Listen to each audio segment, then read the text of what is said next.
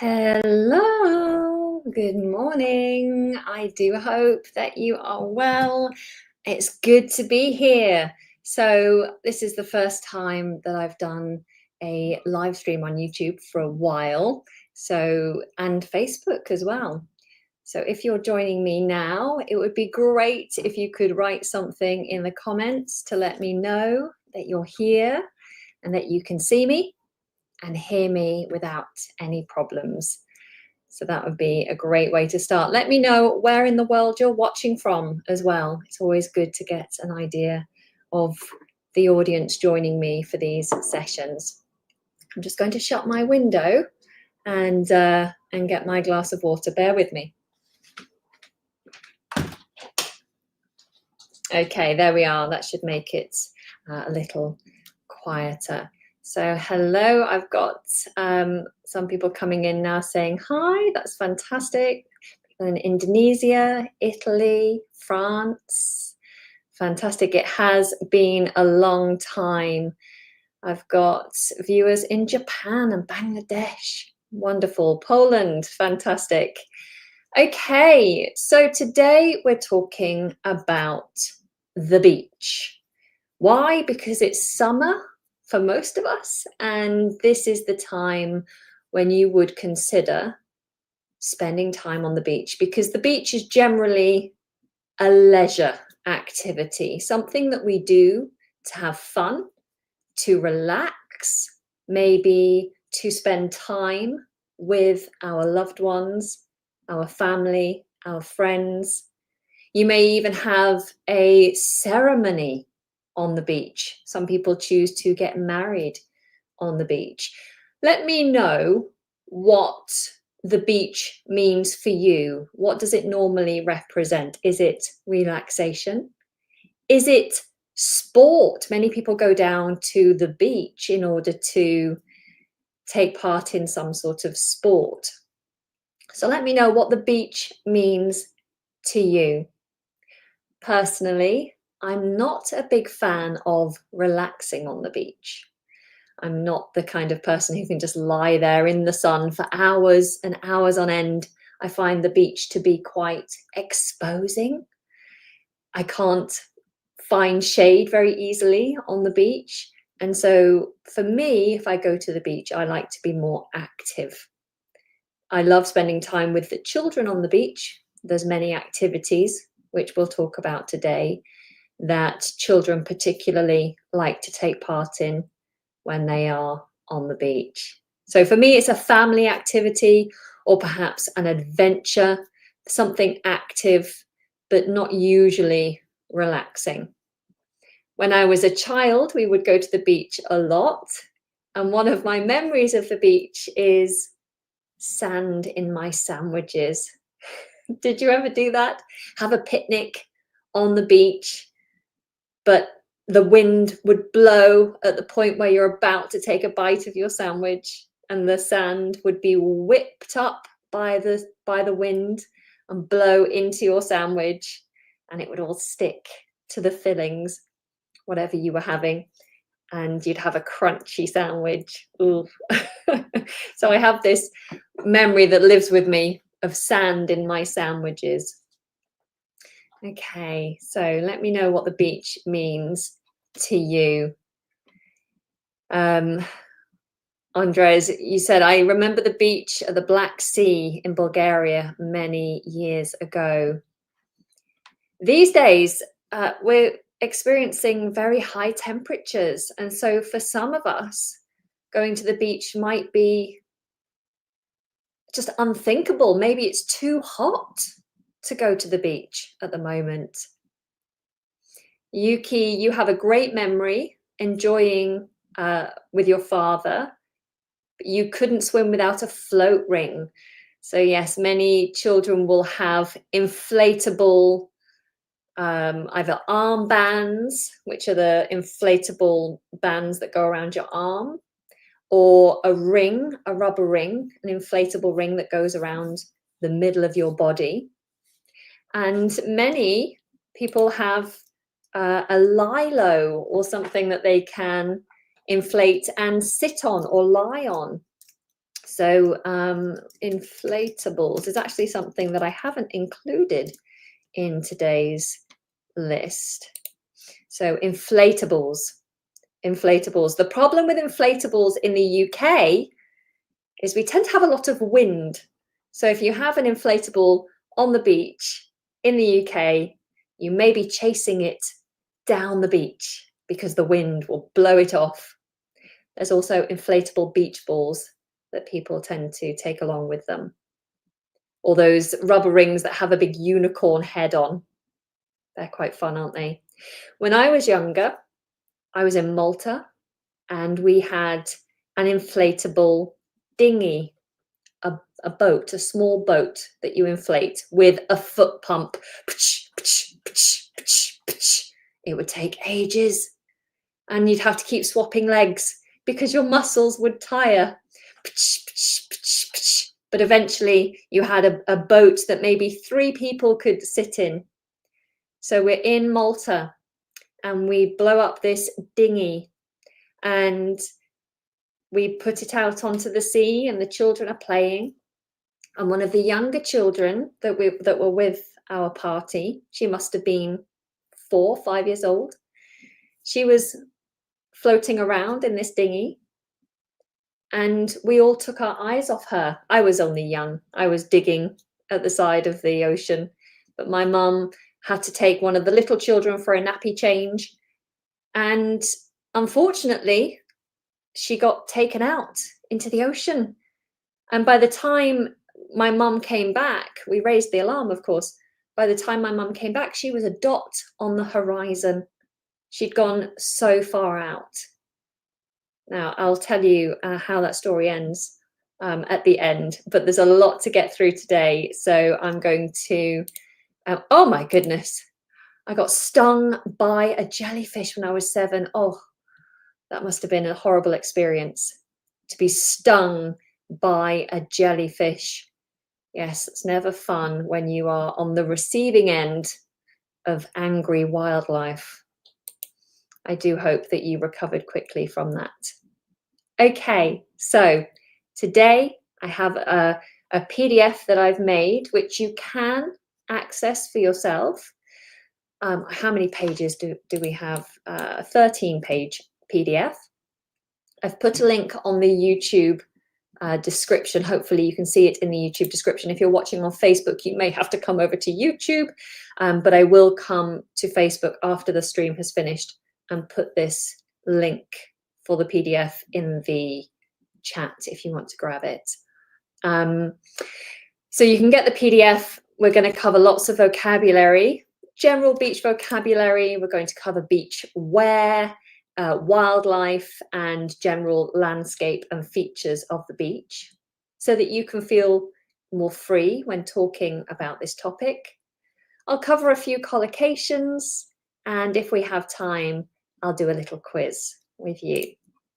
Okay, so as I'm talking and introducing different items of vocabulary, if something's new to you that you didn't know the word in English for, but that maybe you would use when telling your stories, talking about your memories or activities you take part in, then please try to use that vocabulary as we're covering it in the chat. As soon as you start actively engaging with the language, the more likely you are to hold on to that vocabulary moving forward. Okay, so don't just listen and go, yeah, that's great. Actively get involved. Tell me your memories. Tell me what you like to do. Use the vocabulary that I'm teaching you. Okay, fantastic. All right. So first of all, we have the very important word. This whole topic, of course, is about the beach. Beach. Now, the reason I've put this on the screen is because of the pronunciation of this vocabulary. This particular word is often mispronounced because of the long vowel. Now, if you mispronounce it, it can sound like a rude word, a curse word, or a swear word.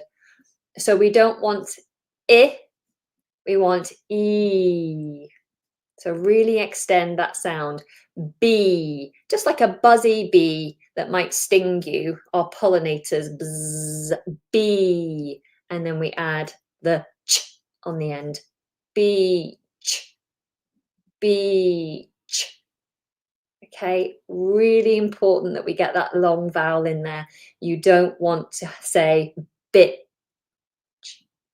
Okay, so keep that one in mind. Practice that one if you are likely to confuse long and short vowels. If that tends to happen for you, then do work on this one. Now, when you go to the beach, it really depends on what kind of experience you want as to which beach you choose. Some beaches are great for relaxing on, and particularly a sandy beach. A sandy beach. So the adjective sandy means full of sand. Okay, there's lots of sand. You want a sandy beach to relax on. It's easier to walk on a sandy beach. But what is sand? The noun sand. What is sand? Sand is the teeny tiny grains. Well, it's rock, isn't it? It's rock that's been worn down until it's teeny tiny grains. So we talk about a grain of sand if we want to talk about something that's teeny tiny. It's no bigger than a grain of sand. Okay, so if a beach consists of mostly sand, then it is a sandy beach. What's the problem with a sandy beach though? You get there, you sit down, you relax, and then you think, I'm going to put my feet in the ocean. I'm going to take off my socks and my shoes. It's a beautiful hot day. The sun's been shining all day. What problem might we encounter when walking barefoot across a sandy beach? Barefoot. Barefoot. Well, the sand can stick to your body if you're sweaty or if you've put cream on. The sand can stick to you, or if the sand is wet. If the sand is wet, damp, then it might stick to your body. But yes, Yuki, you know what I'm trying to get at. I'm trying to get at the fact that the sand can be quite hot. So the only problem with going to a sandy beach, apart from sand sticking to your body and getting sand in your sandwiches, is that it can be uncomfortable to walk on hot sand. It can burn your feet. So you need to protect your feet with particular specific footwear. Okay. So there we go. Sandy beaches are fantastic, but if they're too hot, then it could be a problem. If you don't have sand on the beach, then you are on a pebble beach. A pebble beach. Let me show you. Okay, so when we think about the beach generally, we think about this. Ah, beautiful, gorgeous ocean, beautiful sand there. But most beach or many beaches in the UK actually look more like this. Slightly grey sky, slightly grey sea, and pebbles. This is a pebble beach. So pebbles are small, often smooth rocks. Pebbles. So in Brighton, for example, in Brighton, it's mostly pebble beaches. If you want a sandy beach, then you'll have to ask the locals if they know of a sandy beach. And there are other areas, like around Wales, the coast of Wales, there are many sandy beaches, but again, some pebble beaches. Have you been to a pebble beach, and which one do you prefer? We can say a rocky beach. We can say a rocky beach. Pebble beach, rocky beach. If you said to me rocky beach, I would expect that there may be some sharper, more like large rocks. I would expect rocks to be there. Pebbles are particularly these small, smooth stones. Okay. So a pebbly beach, can we call it a pebbly beach? You could call it a pebbly beach, just like you'd say a sandy beach, a pebbly beach. Yeah. Okay. So the problem with pebble beaches is that can also hurt your feet. I'm always thinking about my feet. My feet are very sensitive. And pebble beaches can be more uncomfortable for sitting down and lying down on. Here in this picture, do you know what these chairs are called? They're specific chairs that we use on the beach. Do you know what they're called? These aren't something you would normally carry around with you. You could hire them if there's an equipment hire place on the seafront. But these are called deck chairs. Deck chairs. Is it all one word or two words? I'm not sure. Maybe two words. Deck chairs. So you may see some already out on the beach. When I visited Italy on the Cinque Terre, there were some beaches that had lots of deck chairs already set out. I think you had to pay to get onto the beach, and then you could use the deck chairs there. But most people don't take chairs with them. Most people just take a beach towel. A beach towel. Okay. A beach towel. So most of us take a beach towel or two. I would take a towel to lie on and a towel to use for drying off. Once I've been in the ocean, once I've had a dip in the ocean, I might want to dry off. So I'll have a towel for wrapping around me and a towel for sitting or lying on. We specifically call it a beach towel to differentiate it from your normal bathroom towels. In the UK, I don't know if it's the same in your country, but in the UK, we do tend to use different names for the different purposes of our towels. In the kitchen, we have a tea towel. Those are the small cloths that you use for drying your hands after you've washed up, or for drying pots and pans and plates if they need a quick dry. So those are tea towels. In the bathrooms or in the toilets, you would have hand towels close to the sink to dry your hands. And then you have bathroom towels, although we just tend to say towel for the main big towel that you use to wrap around you.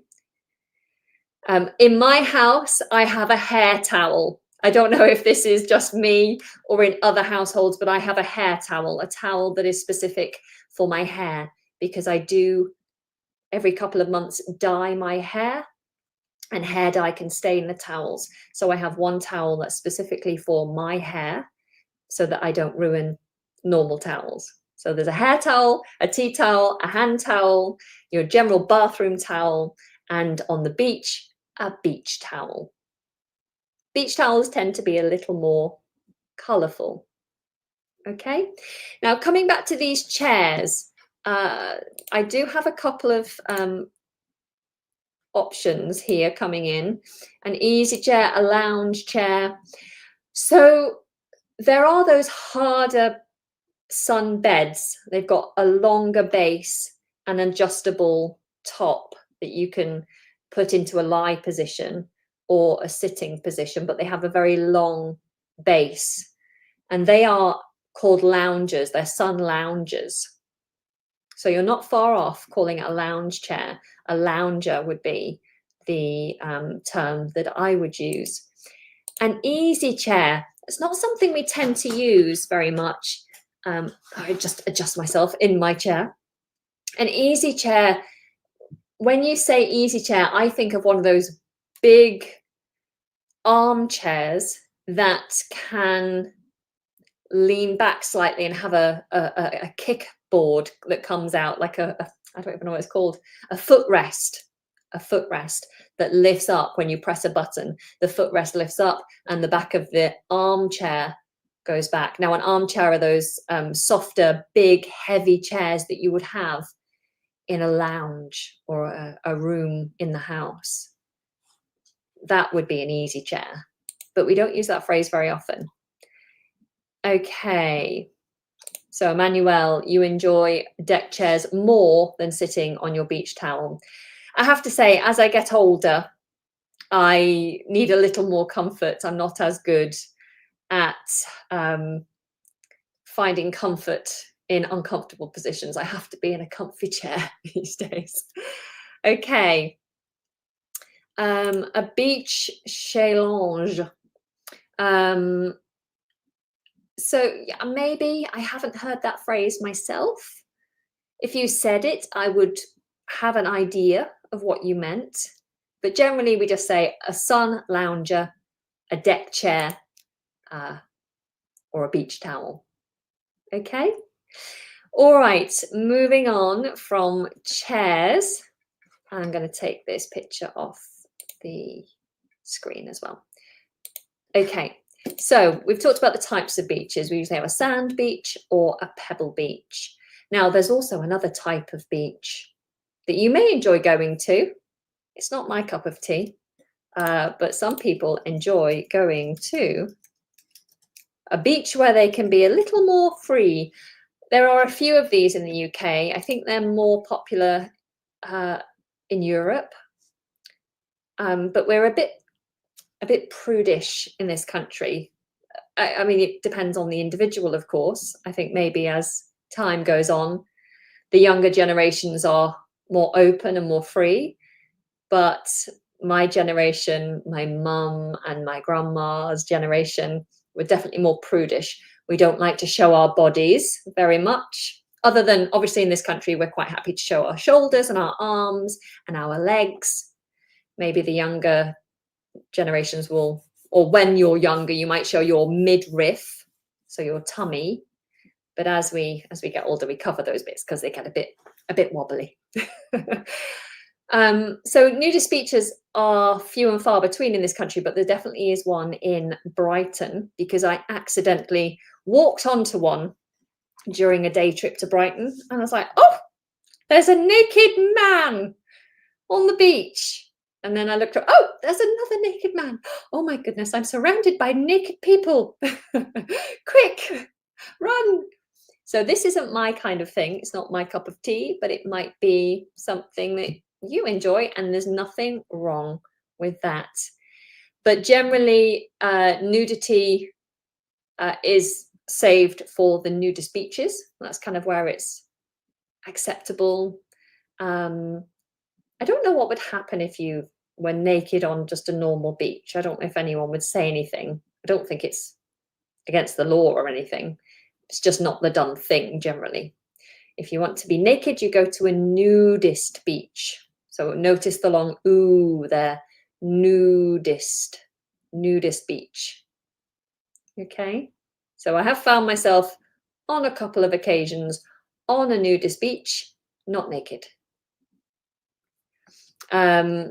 A secluded beach. So secluded just means kind of hidden. A nudist beach may well be a secluded beach, but a non-nudist beach could also be secluded. It just means that it's kind of hidden away, it's secluded, it's not overlooked. Okay, all right, so we've covered pebbles and sandy, nudist beaches, beach towels, deck chairs. One thing we haven't talked about, one very important aspect of going to the beach, of course, is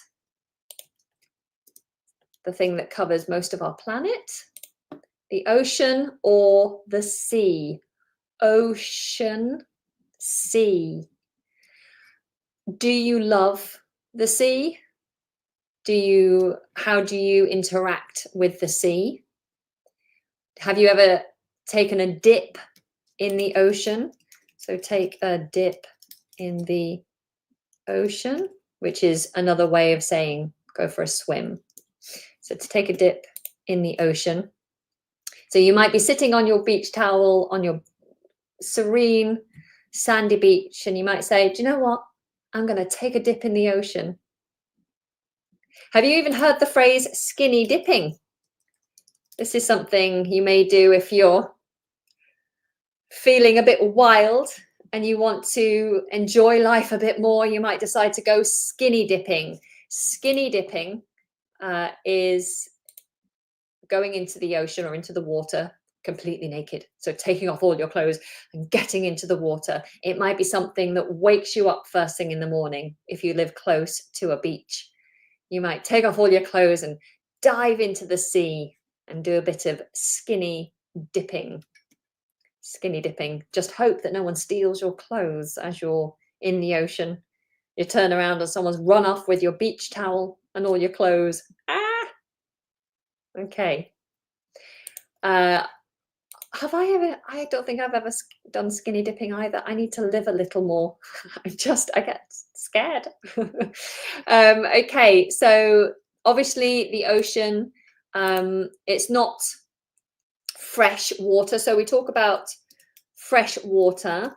If you want to know if a body of water is salty or not, you would use, like, for example, a freshwater lake. We'd say fresh water if we want you to know that it's not salty. Okay, a freshwater lake. Obviously, ocean water is, seawater is salty. So I love the sea. I've played a lot, hung out a lot, spent a lot of time in the ocean as a diver, as well as being a beach goer. But the one thing I don't like is when you get a mouthful of seawater. So as a diver, occasionally it happens, you get seawater in your mouth. When I was surfing, if you get knocked off your board, or when you're trying to get out to find the waves, going through the breaks can be quite rough. I went surfing in Portugal and that was rough. There were some big waves there and I had a few accidents, got a black eye at one point.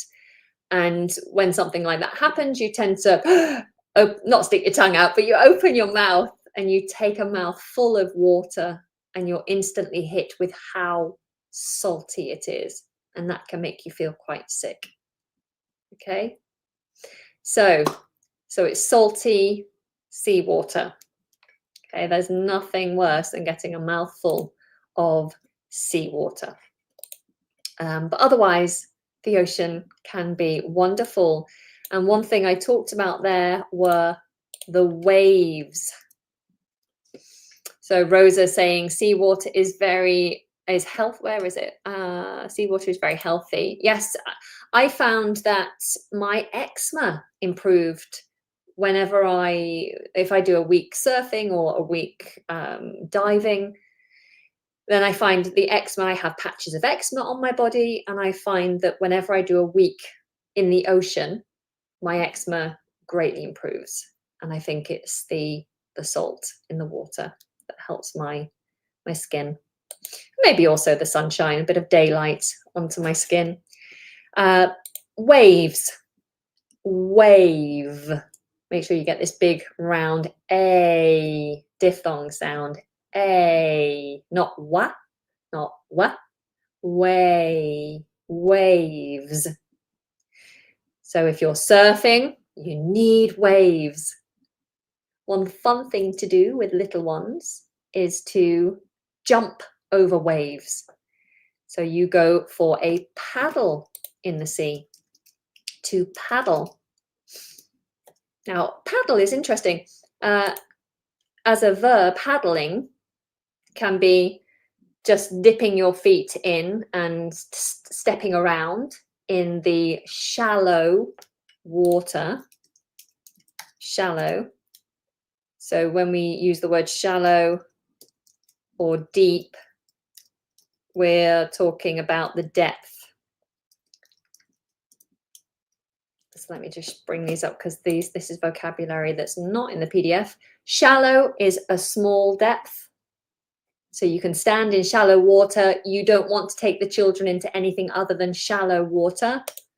And deep water would be perfect for diving or for swimming, maybe not too deep. But this is talking about depth, shallow and deep. Okay. When I mentioned the incident in Malta where the younger girl in the dinghy went out to sea, the problem there was the ocean, as you stepped into the water, became deep very quickly. It wasn't shallow at all. It had a big drop off. So it was very hard to get her back. I tried. I was only about 8 years old at the time. I tried to bring her in, but it got too deep for me too quickly and I was unable to bring her back. Okay. So you might paddle, step around in the shallow water. Paddle can also be used when talking about moving your hands through the water to move yourself along.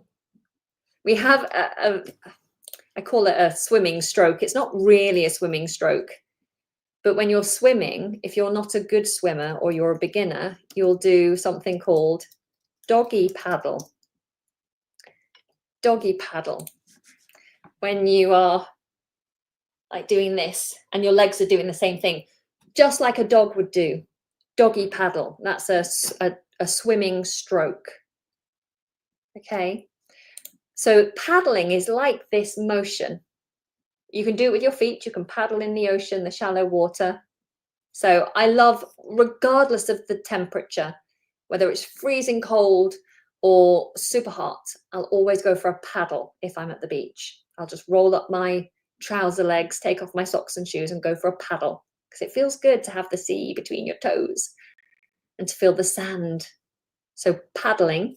But then if you're in a dinghy, you might paddle a bit. So to push yourself along with your hands to paddle. Or you might lie on the back of the dinghy with your legs in the water and kick your legs. You'll be paddling along. Okay.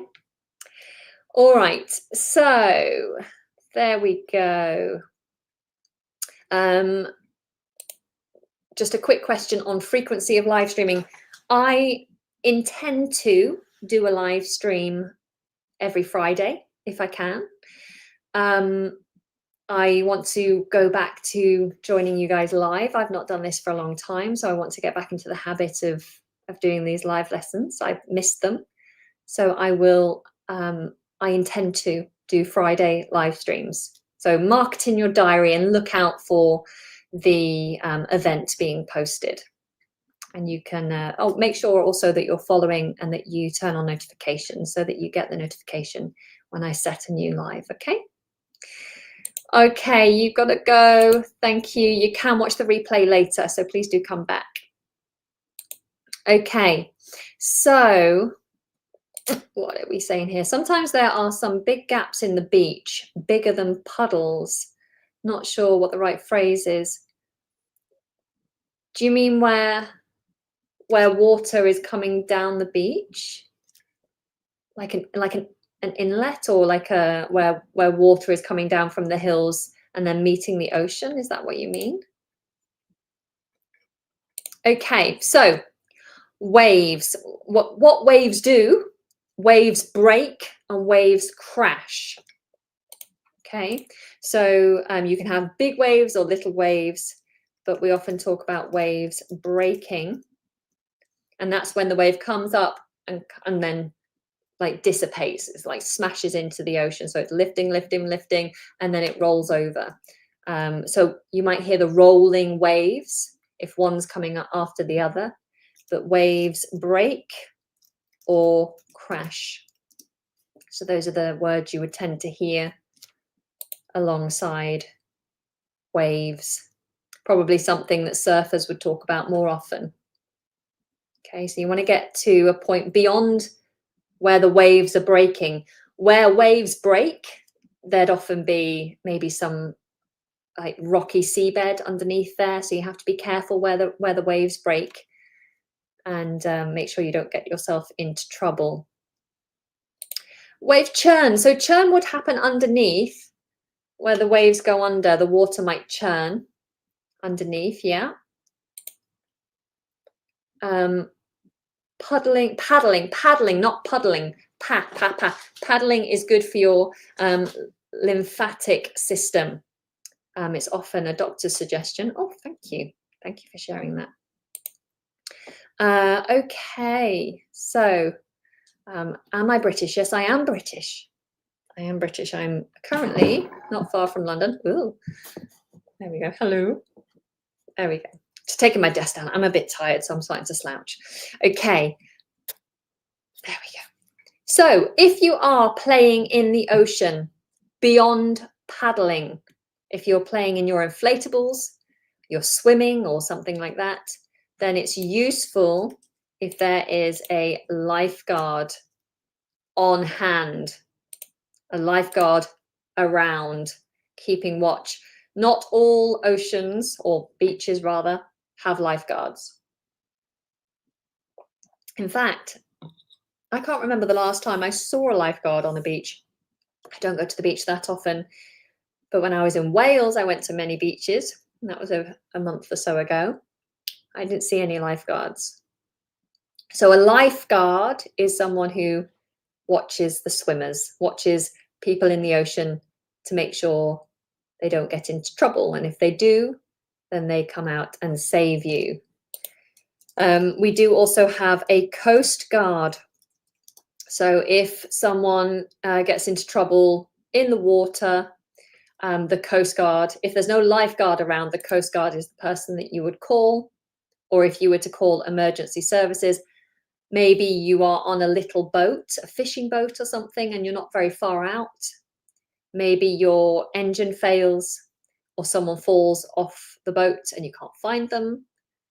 The Coast Guard would be the emergency service that you call for, and they would come out and try and help.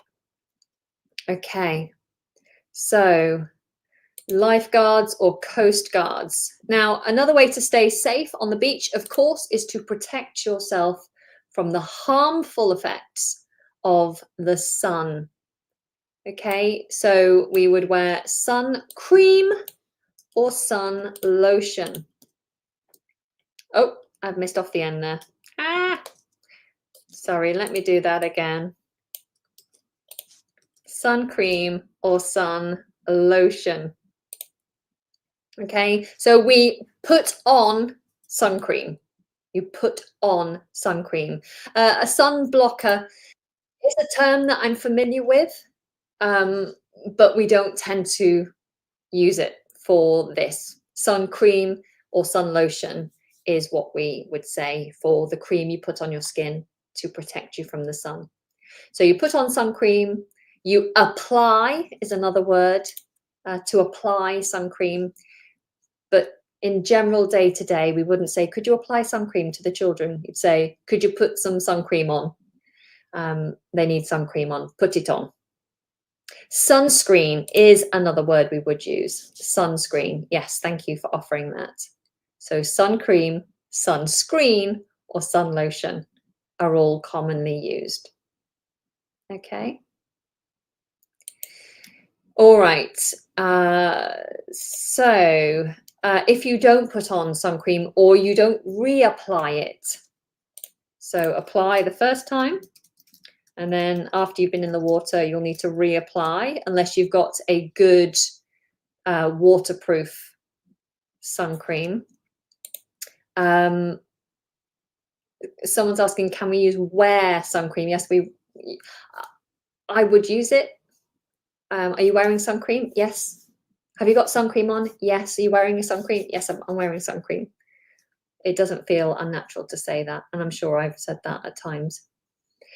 If you don't do it properly, if you don't reapply your sun cream, then you're going to get sunburn.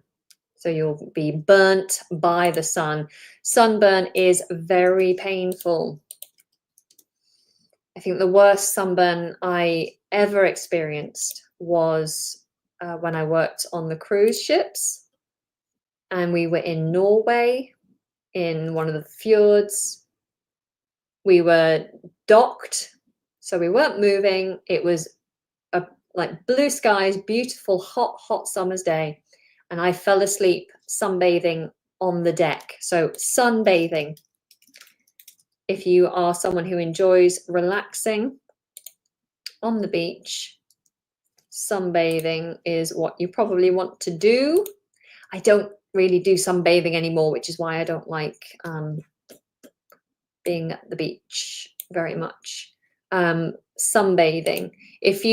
I fell asleep sunbathing, and of course I was in the sun for too long, and I really badly burned my upper legs, my thighs.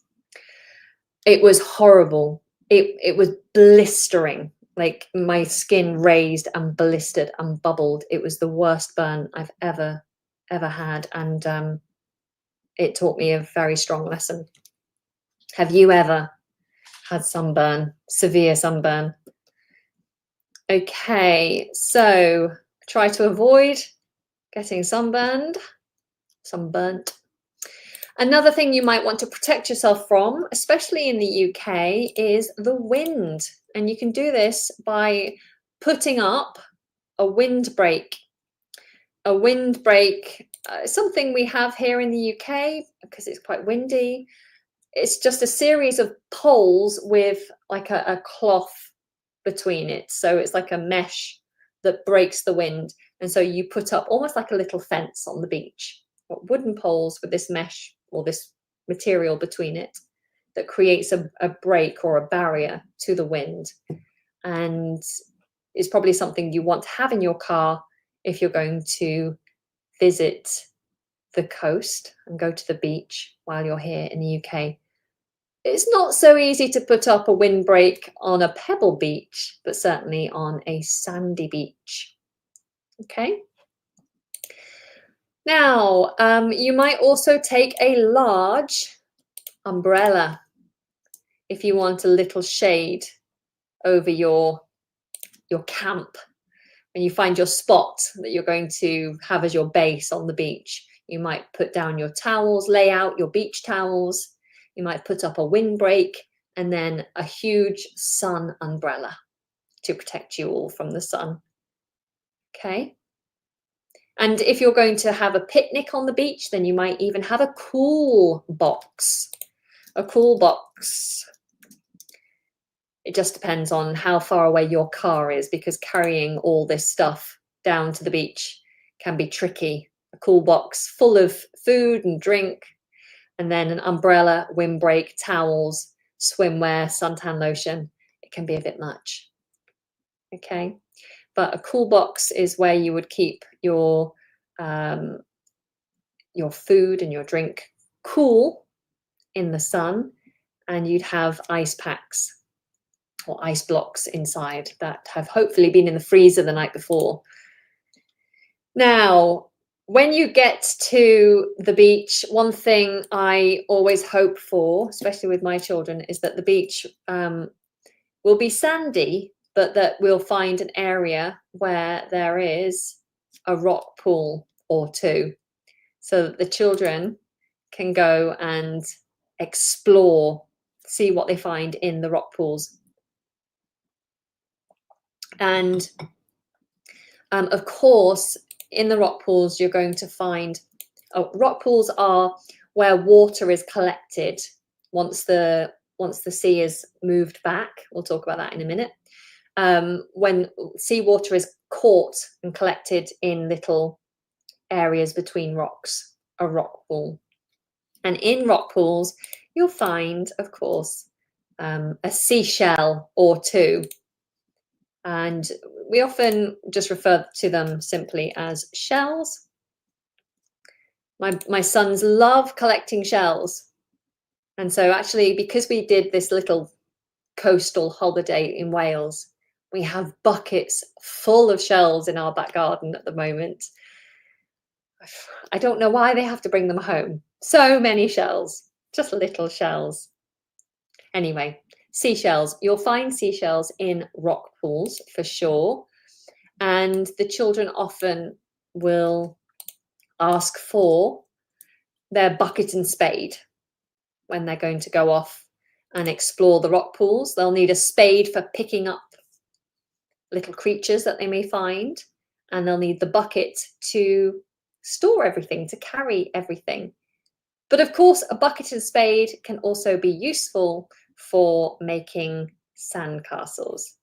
I'll come back to that soon. So let me just show you quickly a rock pool.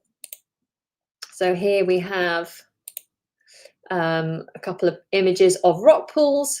And in the rock pool, we might find, you'll see just above my head here, a crab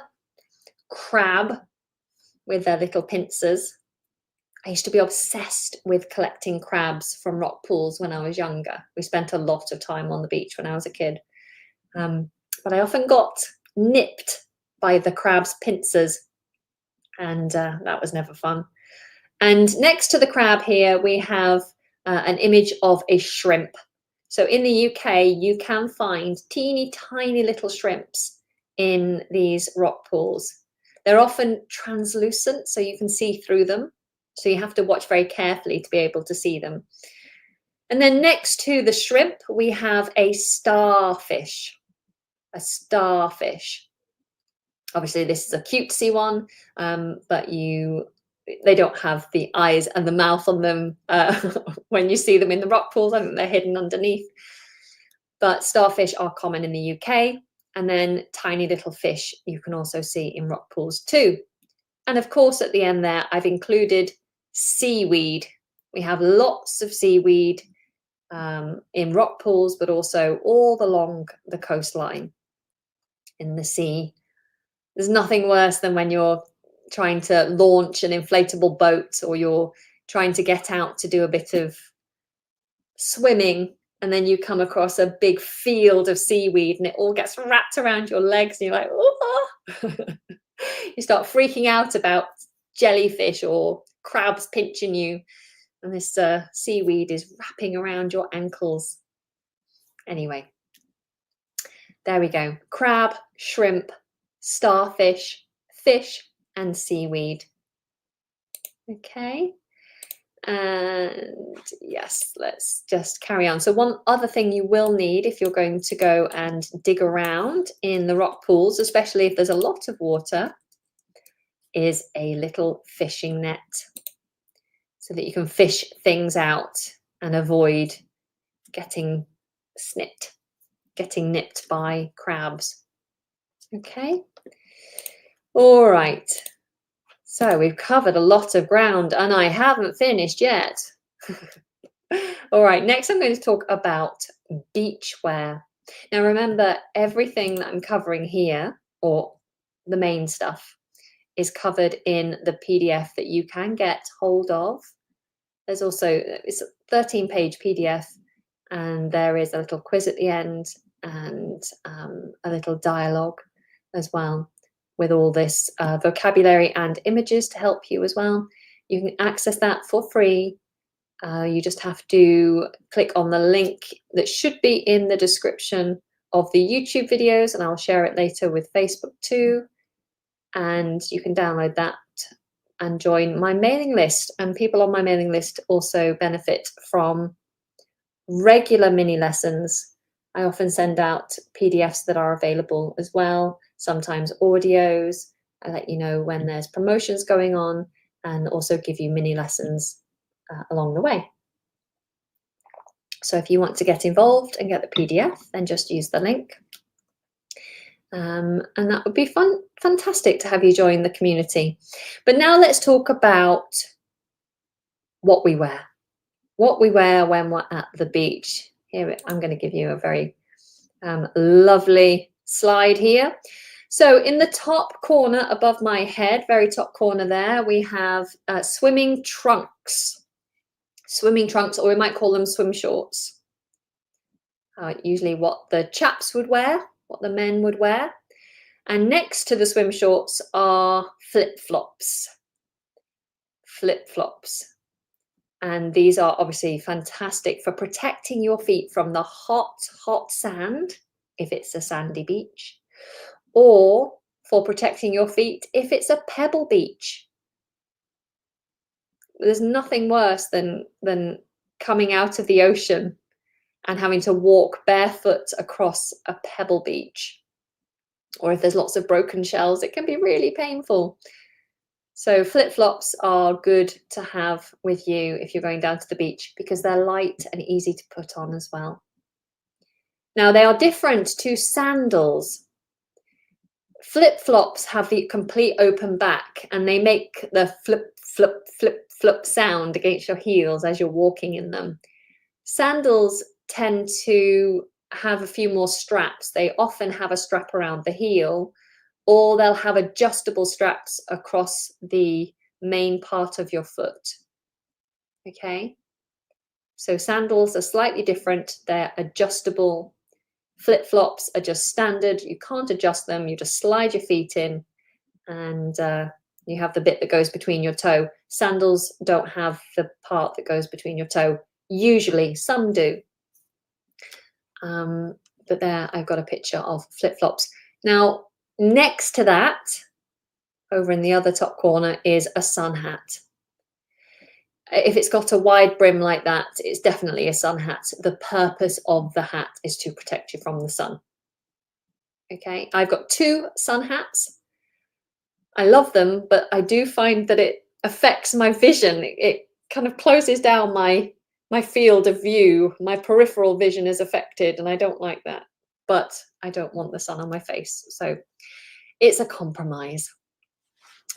And sometimes men or women, I guess, but my boys tend to wear caps, which is where you just have the peak at the front, but then it's just close to your head, around the rest of your head. So it doesn't protect your neck necessarily, but it does protect your face. Okay, so that's a cap, different to a general sun hat. We can use the phrase swimsuit or bathing suit for just general clothes worn for swimming. So male or female, swimsuit or bathing suit. So I might say to a group of people, male and female, hey, make sure you bring your bathing suits or bring your swimsuits because we'll have an opportunity to swim. Okay. But for women, we could say a swimming costume, and you might even shorten that to cozy. So a swimming costume or a cozy, I think it's spelled like that. C-O-S-S-I-E. Cozy. I'm not sure on the spelling of cozy. I think it's like that, but please feel free to correct me. It's definitely pronounced as a Z, but I think it's spelled with an S, and I'm sure it's a double S, cozy. But feel free to correct me. Rabbi, you're asking me to underline the object I'm talking about. I can't. I don't have that functionality on this software that I'm using, I'm afraid. But here, above my head, in this bottom corner, this is a 2-piece, often referred to as a bikini worn by women. So it's a 2-piece, but often we just call this a bikini. Okay. And there we go. So on the bottom, we have a bikini and a swimming costume. And the lady is also wearing sunglasses, very important to protect your eyes. And above here, we have swim shorts and flip-flops, and then a sun hat. Okay. I just saw something. Yes, a rash top. So a rash top is like a long-sleeved top. It tends to be have a high neck on it as well, and it's usually lightweight, but it also protects you from the sun. We do use these particularly on children, or if you're doing something like you're going to be spending some time in the sun, like you're maybe doing paddle boarding, and you're going to spend a lot of time on the beach, but the purpose is not to sunbathe. So rash tops would be common if you're doing something like that. My children will always have rash tops on them when we go to the beach, but at some point they will rip them off. And then I'm like, you need some sun cream on, come here. and then I have to cream them up, and then they have to wait until it dries, and they're desperate to get into the sea. Another item you might need if you go to the ocean, if you're going to go really into the ocean, then you might need goggles. And goggles protect your eyes, and they are the little single coverings for your eyes, the goggles. My son, my eldest son particularly, loves his goggles. He has a pair of goggles in the bath because he likes to go underwater in the bath. And we always have a few pairs with us when we go swimming. So he likes to have his goggles on to explore underwater. But if you are going to do some snorkeling, so goggles there, spelled with a double G in the middle, goggles. But you might also need a snorkel if you're going to snorkel. And a snorkel is the long tube that goes from your mouth, and it's supposed to sit above the water, and you normally have an eye protector there as well. Okay, but usually the wider one. Okay. Some people asking for the PDF. I'm hoping that you can see it in the description. Let's double check. So the link is in the description of the YouTube video. So if you just look below this video now, if you're watching on YouTube, you should see the link to get the lesson notes. Okay. In fact, I can share it in the chat, I think. Let me just get the link for you. If I share it in this chat, maybe it'll be a clickable link. Here we go. Let's see. Okay, so it's there in the chat right now. Maybe you can click on that, hopefully. I don't know how it works these days. So what do you usually wear when you go to the beach? I sometimes will wear a bikini if I'm feeling brave, but mostly I would wear a swimming costume, or maybe I'd wear a bikini top and shorts, and then a loose top over the top. Like I said, I don't really like to bare my skin to the sun. I tend to cover up quite a lot when I'm in the direct sunlight because I'm scared of the sun. Don't like to be burned. Okay, all right, you can see it. Fantastic. All right, let's have a quick chat about some other wildlife that you might see around the ocean, on the beach, and in rock pools. We already mentioned, if you remember the on this slide. Ah, here we go. This one. We had the crabs, shrimp, starfish, fish, and seaweed. So we've already covered those ones. But you might also be terrorized by seagulls. Oh, see, I didn't actually get a picture of a seagull. It is in the PDF. There's a picture of a seagull in the PDF. Seagulls are very common here in the UK. You find them on most coastlines, regardless of the country you're in. But here they are very common. They are a menace. They are a menace. Menace is like someone or something that causes trouble for others. The problem is for us here, things like having fish and chips on the beach and ice creams on the beach is very common. And the seagulls have learned that if they dive and they're fast, they can steal the food. And so this has become one of their like main sources of food, things like chips and fish and the batter that we cook the fish in, ice cream, ice lollies. They'll go for anything, sandwiches. So they have become an issue in many popular coastal towns for attacking tourists and anyone trying to enjoy a snack or lunch on the seafront. So you'll find in some very, very busy beach fronts, you'll find notices saying, "Please don't feed the seagulls. Please be aware of the seagulls. They are a problem." So, seagulls, you'll find. Um, Jellyfish, we briefly mentioned jellyfish. Jellyfish often wash up onto the beach, so you might find a jellyfish or two dotted along the beach, and they're just those big lumps of jelly with their long tentacles. Okay, let me just put this in the chat for you. And they sting um, with their ah, tentacles. Oh, I haven't spelled that properly, and it's already going. Sorry, tentacles. I think I've misspelled. Tentacles. Have I? Tentacles? Tentacles. Tentacles. Spelling is not my strong point. I think it's with an A, not an I. But yes, they can sting you. And if you've ever been stung by a jellyfish, you'll know it is not pleasant. Now, from watching Friends, did you ever watch that series? I know that if you are stung by a jellyfish, the best way to deal with it is for someone to pee on you, to pee on the sting. At least that's what they tell you on Friends.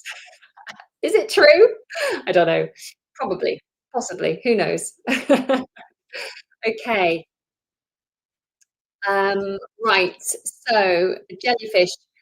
If you're lucky, you might spot, as you look out to the horizon, really good word to know.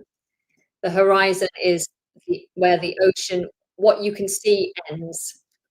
So where the ocean appears to meet the sky, that's the horizon. It's beautiful to look at the horizon, especially when the sun is setting. I remember being sat on the coast in Italy, on the Cinque Terre, looking out and seeing the beautiful, like, sunset as the sun goes down over the horizon, comes down, and it's like, "Wow, this is just life. This is living. This is amazing." Um, so it's nice to watch out on the horizon, but also you spot things. If you look out to the horizon, you might spot things. We spotted some seals when we were in Wales, and it was wonderful. There were so many seals. Seals are, how would you describe them? Cute little mammals that are often hunted by killer whales. And they've got big, beautiful eyes and little whiskers. And yeah, I love seals. And so, because there were seals, I knew where we were. There was a chance that if we keep watching the horizon, we might spot whales. Wales. So we were in Wales, the country, looking for whales. Ah, and I've done that with a capital letter. Ignore the capital. Ignore the capital in, let me do that again. In Wales, a capital for the country, looking for no capital for the animal. There we go. There we go. I have corrected it. We were in Wales, in the country Wales, looking for whales. Wales, Wales, exactly the same sound. Unfortunately, we didn't see any whales on this occasion. We were also looking for dolphins because we were told that dolphins also frequent the coastline that we were visiting. They are frequent visitors, they frequent that area. But we didn't see any dolphins on that occasion. I have seen dolphins in the wild, um, on a few occasions. I lived at sea for 2 years, so we did spot dolphins, during that time. Okay. Have you ever seen a dolphin in the wild? They're magnificent creatures. Now, you may, in the UK, see mussels, kinda like shellfish. They're long and black. Um, can I share this with you? Can I share a screenshot? No, I don't think I can. So they close tight, but we can cook them, and they sorry for vegetarians. Cook them and they open, and they've got like an orangey meat inside, and it's in French, you would have moules marinière, so mussels is moules, saying that right? But moules marinière is like a mussels in a white wine sauce or a creamy sauce. Um, so yes, mussels are very commonly found on most, beaches, especially where there are rocks. They tend to, like, stick, close to the rocks, and we also have a lot of limpets. So limpets are the shells that stick to the rocks, and they can cling to the rocks really tight. So if you can see rock pools, you'll see limpets. Um, and if you're quick to get them off, you can also it's a shellfish, you can eat them. You can cook them and eat them. So there's that. If you are very lucky and you live in a country where you will find this particular marine reptile, then that's fantastic. You won't see them in the UK, but I thought I'd mention turtles. Turtles. Turtles. We don't pronounce the R. Turtles. Turtles. Cute, cute little shelled marine reptiles. Turtles. It always makes me think of Finding Nemo with the cool turtles are like, "Hey, man." Anyway, all right. Moving on to a couple of items about the landscape and the features of the beach.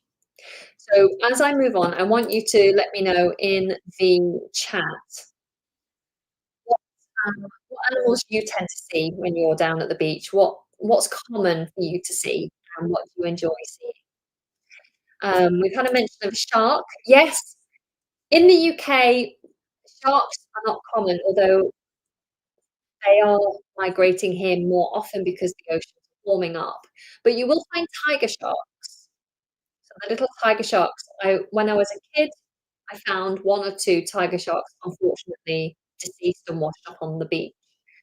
Um, and when I was a child, I was petrified of like swimming in the sea in case I was eaten by a shark. Jaws was a big when I was a child, so I think that affected me. Um, but sharks are not something we have to worry about here, really.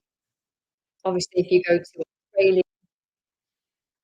or South Africa, you wanna be careful when you're swimming because you might encounter a shark or 2. Okay,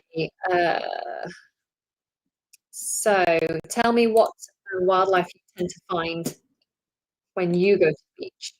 Anything different to what I've mentioned?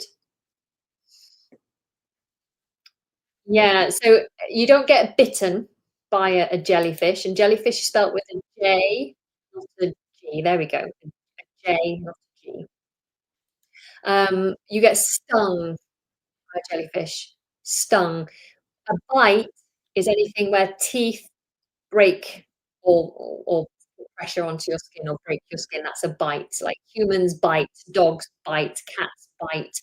Jellyfish sting. Um, bees sting, wasps sting, and that's about administering poison.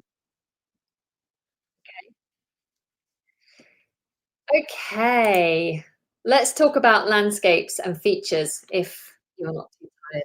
I know I do a lot of talking and I start to become self-conscious. I feel like I'm talking too much, but I'm on my own, so okay, we often talk about the shoreline or the shore. And this is the edge of the sea or the ocean. So anywhere where you can see the edge of the sea, whether there's a beach or not, that is the shore or the shoreline. If there's been a shipwreck or something has been lost at sea, It may wash up on the shore. To wash up on the shore. Wash up. A common phrasal verb used in the house. Washing up is something we say when we're washing dishes, dirty dishes, we wash up. But if it washes up on the shore, then it means the sea brings it onto the land. It washes up. There was a story about what are they called? The big metal boxes when they're on big ships that take goods from one country to another. Containers. A container. So a container ship that takes these big metal containers that store large amounts of goods. There was a container ship where a container, I think, full of rare Lego pieces fell into the ocean because of rough weather or storm, huge waves, and it made this container fall off into the ocean, and all this Lego was lost to the ocean. But over the years, lots of these little figures and pieces have been washing up on shores around the world, and people can then sell these pieces for a lot of money because they're quite rare, and obviously they were lost to the sea. Okay, so shoreline or shore. We also talk about the coast, which is anywhere where the land meets the sea. So the coast and the shore, like, they're interchangeable to a certain extent. But the shore is very much the edge, the edge of the ocean, whereas the coast is where the two meet, ocean and land meet. Now, along much of the coastline, particularly here in the UK, we have cliffs. Cliffs. Famously, we have the white cliffs of Dover. And the song, "There'll be bluebirds over the white cliffs of Dover." Old song, very old song, but still great. So cliff is a very steep, rocky face, um, in this case, by the sea. Okay, so you don't want to get too close to the edge of a cliff. Sometimes cliffs can give way, they can pieces can break away. Um, there will also be, as you go along the coast, you'll also see different bays or coves. So a bay or a cove is where the coastline kind of comes in and makes a secluded or protected little area. Now, if a bay has a little beach, then that would normally be very popular with beachgoers because it'll be protected from the wind and it'll be quiet.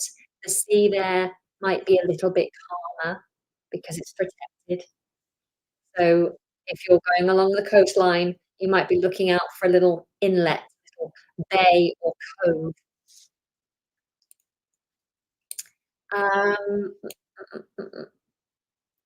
Now, what you do need to be careful of when you are deciding to spend a day by the beach, with some places, it's important to know what the tide is doing. Is it going to be high tide? What time is low tide? When will the tide turn? So talk about the tide. Tide. High tide is when the sea is at its highest level in that area. So if you go to a beach completely underwater at high tide, then that's not gonna be good for sunbathing. But it might be good if you're fishing or if you're snorkeling or diving.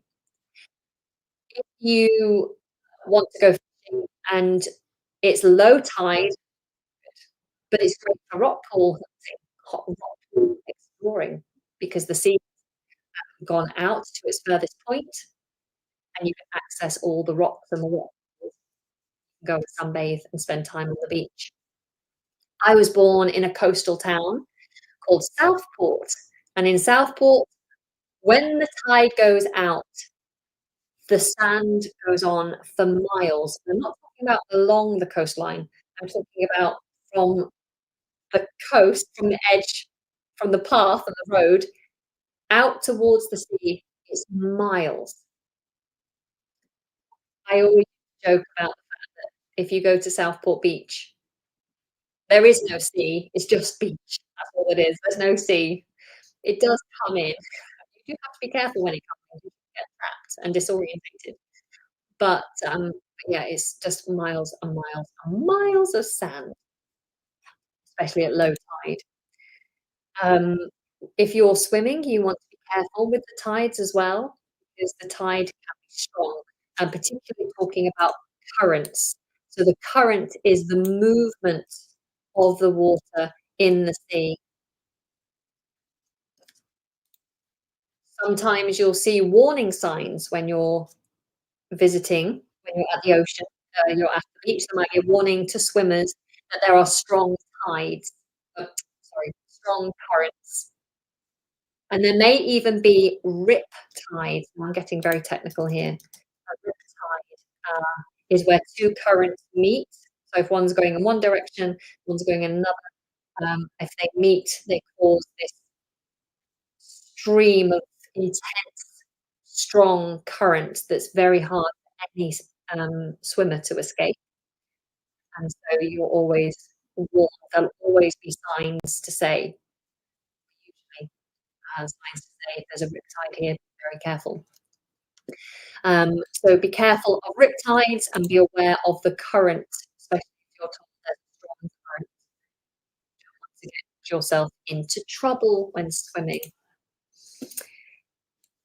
In the UK, it's very popular at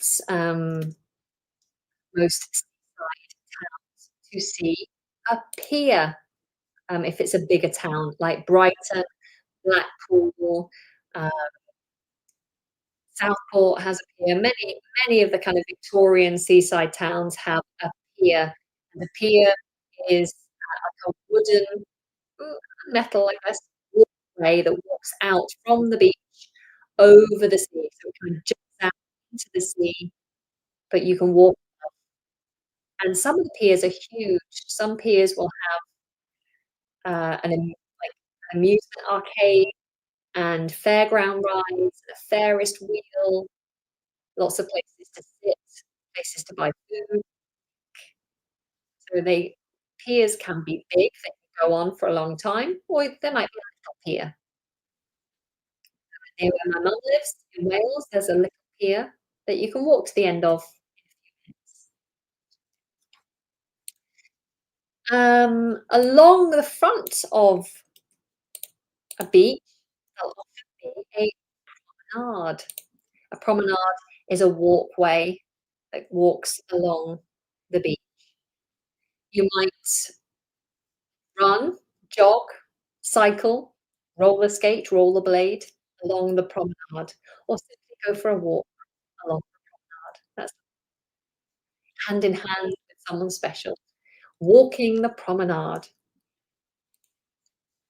Um, the only other thing to mention, in some places, you see a lighthouse. A lighthouse is that very, very tall building, and on the top, it's got a huge light. And you'll normally find this around an area where there's lots of rocks and cliffs, and the purpose of a lighthouse is to warn anyone on the ocean, boats, ships, that there are rocks. So it's wherever there has been many shipwrecks, where ships have gone into rocks that aren't easy to see, they'll erect a lighthouse, and the lighthouse will shine a very bright light to warn ships not to come near. There are 2 lighthouses I'm aware of in Anglesey, which is off the corner of Wales. If you're ever in the UK to do a day trip over to Ireland, you'll go to Anglesey, a small island, to get the ferry to Ireland. And there's a lighthouse at the top of Anglesey called North Stack, and there's a lighthouse, on the south side of the island called South Stack. And you can go and visit them and walk up them and learn all about them, a lighthouse. The house of the light, yes, the lighthouse. And someone usually lives in the lighthouse, and they keep it running all year round, okay? So, the only other thing to talk about in terms of features and landscapes is the landscape under the seabed, or the ocean bed, or the ocean floor, sometimes referred to. The ocean floor or the ocean bed, or the seabed. And it might just be sandy. The seabed might be covered in seaweed. You may find a crab or two, fish staying close to the ocean floor, but in some places you may find a reef, and a reef is where there's, like, coral and rocks. So you have to be careful if you're surfing close to a reef. Obviously, coral reefs are struggling. Many of them are being bleached by the sun. Many of them are being destroyed for different reasons. They take many, many, many, many years to grow. Um, but if you're surfing or doing any kind of water sports close to a reef or a coral reef, you have to be careful because that's where you can hurt yourself and get yourself into trouble. If you're surfing and you fall off your board and a wave crashes you down towards the ocean floor and you hit the reef, you could get stuck. You could injure yourself against a rock. Very dangerous. So you have to look out for where the waves break, and find out where the reef is. Trying to Okay, gosh, we've talked about a lot of things. Did I miss anything? Going for a swim, building a sandcastle, something that you would do with your bucket and spade. In fact, when I was younger, one of my favorite things to do wasn't to build a sandcastle, but to dig a trench. What I wanted to do was make a hole deep enough to catch the ocean. If the tide was coming in, I wanted to stop the tide from destroying the castle that I'd made, or maybe it was the castle that someone else had made. And so I could see the tide getting closer and closer, the waves were coming closer to our construction. So I dig this trench, and I keep working on it, and it would keep filling up with water, and the walls would start falling in. I'm like, "No," and I keep digging down and bailing out the water, to bail out the water. Is to take buckets of water and throw it out, to bail it out. I bail out buckets full of water. I was bailing out buckets full of water to stop the tide from coming in. How crazy. Only an 8-year-old would believe that they could stop the ocean from coming in just by digging a hole. Very silly of me. But, I've always been someone to work hard and keep trying. We also play games on the beach. I play volleyball. I had the best experience in Norway, apart from when I got sunburned, of in a place called Idefjord. Beautiful little fjord. There's a little sandy beach on the edge of that glacial lake, and there are wild strawberries growing, which I remember. I went kayaking one day at glacial lake and ate strawberries afterwards off the side of the beach. Amazing experience. But then there was also a volleyball net set up, and some of the crew members would come up on their break, and we'd play volleyball on the beach overlooking a beautiful fjord next to a glacial lake. Like, life was just I was so lucky. Um, there was also a pontoon set up there. A pontoon is a floating platform, usually just a little square, often set up for swimmers in lakes so that they can have somewhere to rest on if they want to go into deeper water, and then maybe fish from there or dive from there, and they've got a pontoon to protect themselves.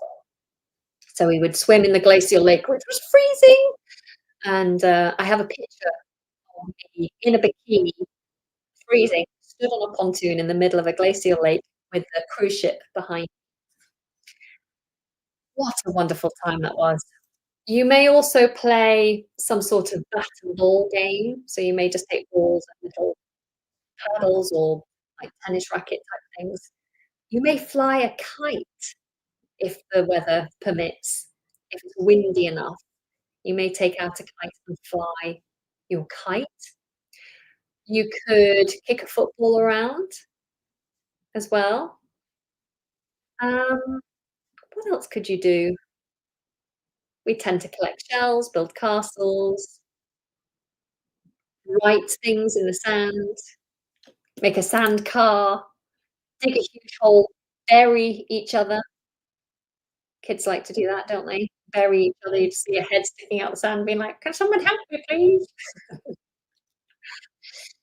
Okay, guys, I've been here for an hour and a half.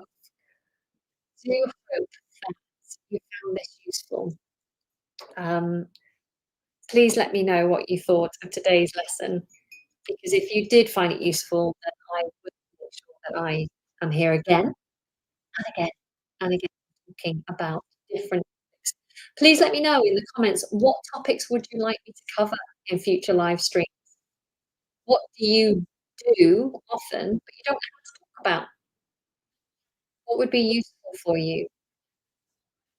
Let me know in the comments. And remember, you can get access to the PDF that I've made. There are some quiz questions and obviously answer sheets as well. There's also a little dialogue that you would maybe hear, use if you went to buy an ice cream from the ice cream vendor. Okay. Um, the question: can I use chuffed in a job interview, or is it too informal? It is quite informal. It depends on the nature of the job interview. If it's like a job that's kind of really relaxed and maybe a creative job, and maybe the interviewer is quite informal in the way they talk to you, then maybe chuffed would be okay. But as a rule, chuffed is slang. For those of you who don't know, to be chuffed means to be very pleased, very happy. I'm really chuffed. I'm chuffed with this live stream. I'm very pleased with this live stream. Um, so I would be careful to always on the side of caution. To always be more careful because you don't want to come across the wrong way, especially for a job interview. Okay. Uh, I intend to be live same time again next week, as long as my diary allows. Let me quickly check while I'm here. Oh, no, I can't because I am going to be live for doing a Q&A Zoom call with my private students. So it'll be a little later, maybe 11 AM. So around this time from 11 till maybe 12:30. Just starting a little later because I've got that clash in my diary. Okay? But hopefully you can join me. And Laura, oh, where are you? You suggested vegetable gardening, pets, comedians, and so on. Okay, thank you for the suggestion. I will put them on a list. And yeah, evenings are more desirable. I appreciate that, but I've got 2 young children, and honestly, the way they look at me when I tell them I can't put them to bed, and my children take a long time to go to sleep, and they really need me to be there with them. And so whenever I say, "I'm sorry, darlings, daddy's going to put you to bed tonight," or "the babysitter's going to put you to bed, I've got to work or I've got to do something else," and I get the eyes and I get the really sad faces, and they tell me how much they miss me and how sad they are, and it just breaks my heart. So I appreciate the evenings would be better, but it doesn't fit with my desire to be an amazing mum. So it has to be during the day for now. Okay, but you can always catch up with the recording as well. Ladies and gentlemen, thank you so much for joining me today. Do continue to put your comments in the chat. I will read them later on after I've had some lunch. And don't forget to download your PDF. Thank you so much for joining me. I hope to see you next week. Take very good care of yourself and